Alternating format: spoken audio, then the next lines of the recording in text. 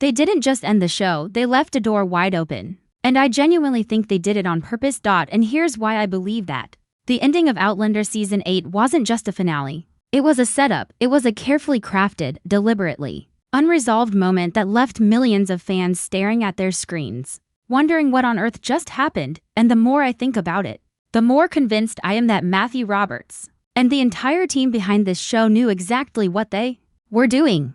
Because when you look closely at everything, the choices they made, the things they left unanswered, the way certain storylines were handled in those final episodes, it really does feel like they were building towards something bigger, something that a single season finale simply couldn't contain. Let's start from the very beginning of where this conversation needs to begin, which is that final scene. Because if you watched the last episode of Season 8 and you're still thinking about it, you're not alone. Honestly, that scene has been living rent-free in my head since the moment I watched it. Jaime and Claire, both of them opening their eyes and taking that huge breath of air, just that. No explanation, no dialogue that clears things up, just two people breathing, existing, and leaving the rest entirely up to us. And I have to say, as much as I love bold storytelling choices, this one is still keeping me up at night because the questions it raises are enormous. Was Claire actually able to bring Jaime back? Did she somehow pour her own life force into him and pull him back from the edge of death? Or did they both pass away and wake up together somewhere beyond this world, in a place where none of the pain and loss they carried for decades could ever reach them again? Both of those interpretations are completely valid within the world this show has built. And that's exactly what makes it so frustrating and so brilliant at the same time. Because Matthew Roberts, when he was asked directly about what that ending actually meant, didn't give us a straight answer, not even close. He said, and I'm paraphrasing here, that every single person who watches the show gets to decide what happened for themselves. He deliberately left it open. He wanted the fans to interpret it now. On one level, I understand that open-ended finals can be incredibly powerful. They trust the audience. They respect the viewer's intelligence and emotional connection to the story. And for a show like Outlander, which has always been deeply personal for so many people, giving each fan their own version of the ending makes a certain kind of sense. But here's the thing, here's what I keep coming back to every single time I think about this. If the story was truly over, if there was nothing left to tell, then why does the ending feel so unfinished?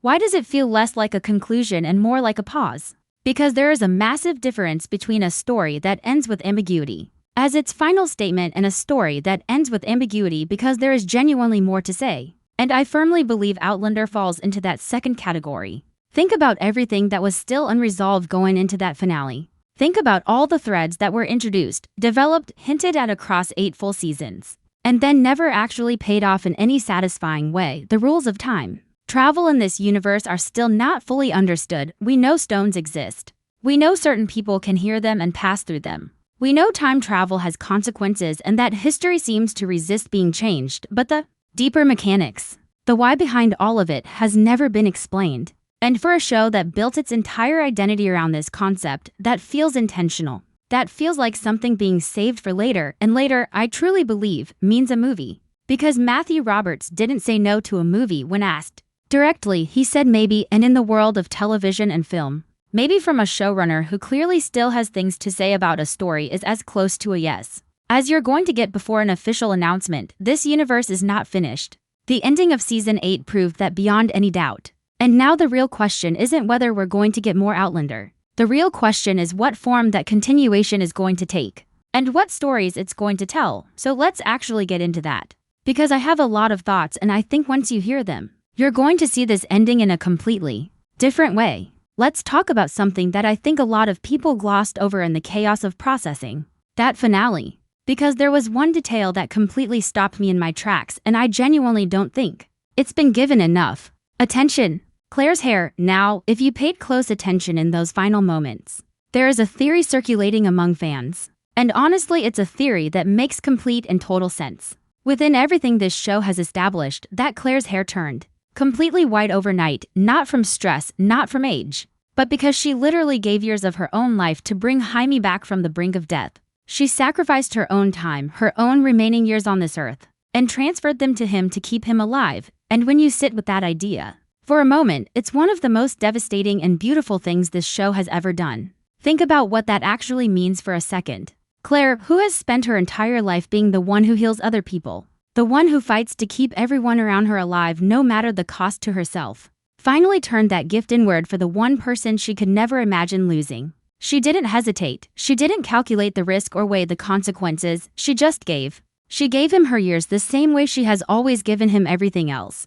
Completely and without reservation, and the white hair is the physical mark of that sacrifice. It's her body showing the world exactly what she did, even if the world around her has absolutely no way of understanding it. And here is where things get really interesting. Because the world around them, meaning everyone living at the Ridge, everyone who knew Jaime and Claire, they did not see what happened in that room. What they saw was Jaime Fraser getting shot. What they saw was a man who by every visible measure should have died from that wound. And then what they witnessed, or would have witnessed come morning, was that same man walking around alive and breathing while the woman who never left his side overnight suddenly had completely white hair. Can you even imagine being one of those people? Can you imagine what would have gone through their minds? Because I can, and it's not good. We're talking about the 18th century here. We're talking about a time and a place where anything that couldn't be explained through natural or religious means was immediately attributed to something sinister. A man coming back from what should have been a fatal wound. A woman whose hair changed color overnight while she sat beside his body. These are not things the people of the Ridge would have simply accepted and moved on from. They would have been terrified, and fear in that era in that community had a very specific and very dangerous outlet. They would have called Claire a witch, without question, without hesitation. That accusation would have spread through the Ridge like wildfire, and it would have put both of them in serious danger almost immediately after surviving the thing that was supposed to kill them. So here's what I keep thinking about. If that's truly what happened, and I believe it is, then Jaime and Claire cannot stay at the Ridge. It's not safe for them anymore. The very place that was supposed to be their home, their sanctuary, the land they fought for and bled for and built their entire life around, suddenly becomes the most dangerous place they could possibly be, and that is such a rich, compelling starting point for a movie that I honestly can't believe more people aren't talking about it. Because now you have to people who just survived something miraculous and impossible, who are deeply in love, who have already been through more than most people could endure in 10 lifetimes. And they suddenly find themselves with nowhere to go. Their home is gone, their safety is gone, and they are standing there together, older, changed, carrying the weight of everything they've been through, trying to figure out what comes next. That is a story worth telling. That is a story that deserves a full cinematic treatment. And the fact that the show ended right at that precipice, right at that moment where everything is about to shift again, tells me that the people behind Outlander know exactly what they have in their hands. They ended the series not at a period, but at a comma, and everything that comes after that comma is what the movie would be built on. Where do Jaime and Claire go when the Ridge is no longer an option? How do they survive in a world that now fears them? And most importantly, how do they find their way back to the family they built and the people they love? But here's the question that has been sitting in the back of my mind since that finale aired. And I think it's the most fascinating question this ending raises by far. If Claire truly did transfer years of her own life into Jaime to save him, does that mean she also transferred something else? Something deeper, something that goes beyond just time and years and physical survival. Because think about where Claire's ability to heal people actually comes from. Think about what Master Raymond did to her all those years ago when she was dying and he surrounded her bones with that blue light. I have always believed, from the moment that scene aired, that Master Raymond didn't just save Claire's life in that moment. I believe he transferred a piece of himself into her, a piece of whatever he is. Whatever ancient and mysterious thing he carries inside him was passed into Claire during that healing. And if that's true, if Claire has been carrying something beyond ordinary human ability inside her ever since that moment, then what happens when she channels that same energy into Jaime? What happens when she reaches into that deep, inexplicable part of herself and uses it to pull him back from death? Does some of it transfer to him the way it once transferred to her? Does Jaime Fraser, the man who has spent his entire life firmly rooted in his own time, his own land, his own century, suddenly find himself connected to something much larger and much stranger than anything he ever imagined? Could Jaime now travel through time? I know that might sound like a huge leap to some people, but think about the internal logic of this universe for a moment, because it actually tracks. The show has always suggested that the ability to time travel isn't entirely random. It's connected to something innate, something carried in the blood and the bone of certain people. We know it runs in families. We know Claire could do it. We know her daughter Brianna could do it. We know Fanny can hear the stones, which means she carries that same something inside her. So the idea that this ability could be transferred, even partially, through a deep and deliberate act of healing, is not that far outside the rules this universe has already established. It actually fits perfectly.